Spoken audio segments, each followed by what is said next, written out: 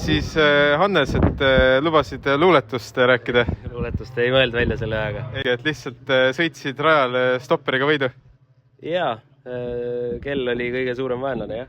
Aga päris kõva tuul oli ja ööga selle sajuga oli pidamist kuskile ka kadunud, nii et rekordile ei pääsenud isegi lähedale.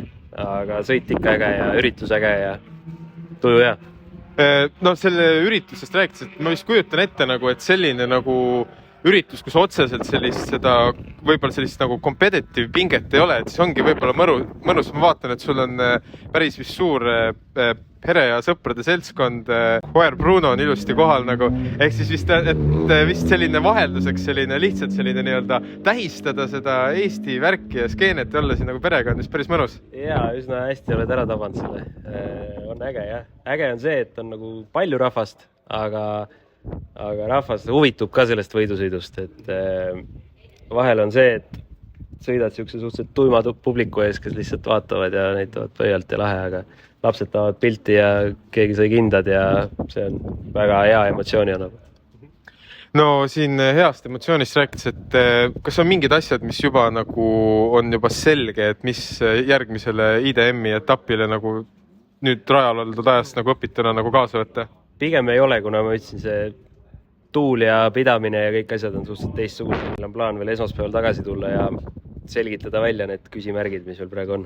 Me oleme täna kõikidelt küsinud 2 küsimust. Ja siis esimene küsimus on see, et aga mis on sul selle rajaga seonduvalt kõige selline, ma ei tea, lemmikmälestus, ägedam mälestus? See võib olla sinu enda sõidust, see võib olla ka mingi sõidu vaatamisest.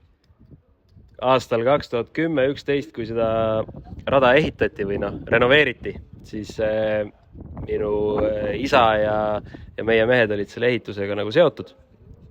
Ja mina väikse 12-aastase poisina sõitsin veoautoga, vedasin selle bokside hoone vundamendi august materjali Enos Motorspordi kurvi välja, et seda turvaala tõsta.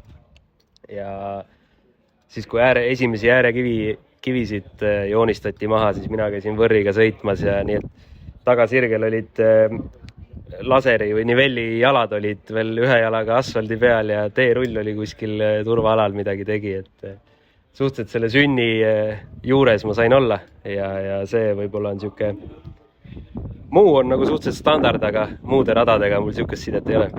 Et nurgakivi selles mõttes omamoodi pandud. Ja teine küsimus, et kes on, ütleme, sult on muidugi seda naljakas küsida, aga peab küsima, kõigest küsima, et kes on sinu arust või sinu ütleme lemmik Eesti ringraja sportlane läbi ajaloo? Auto või mootorratas või kõik? Ütleme nii autoga mootorratas eraldi, et natuke lihtsamaks teha. No autoga on suhteliselt lihtne, ma arvan. Ringraja sõitjatest on mul üks lemmik, kellega ma olen koos elanud enamus oma elust, on mu isa, Tõnu Soomer. Mootorratta sõitjatest, kui ma ennast välja jätan, siis ilmselt Marko Rohtlan. Temaga ma olen ka tuba jaganud päris palju, nii et suhteliselt lähedalt tulevad need vastused. Nii et siis mõlemad on sellised head inimesed, kellega põhimõtteliselt tuba jagada koos elada ja kõik sümpaatsed. No üsna piiratud nimekiri, on maailmas neid inimesi, kellega sa tahad olla näiteks nädal või 2 ühes toas või koos reisida mööda maailma ja need 2 on kindlasti need, kellega ma seda tahaks teha. Eestis, ma saan aru, see oli sul tänavu ainukene selline korralik start? Jah, tegelikult kalender on vaba ka septembri etapil, aga kui ma septembri etapi kaasa sõidaks, siis mul tuleks 4 nädalat järjest võidusõitmist, millest 1 on 24 tunni sõit. Ehk siis tulemuste huvides ma arvan, et on õige see Estikate etapp vahele jätta septembrikuine.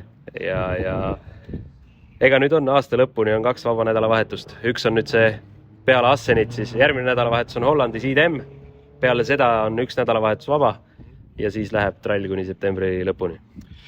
Ja siis ega ongi, et täna sai sellise mõnusa Eesti ürituse vaibi kätte, nüüd siis tagasi sõites countrymuusika playlist juba valmis ja selline mõnus koju sõit.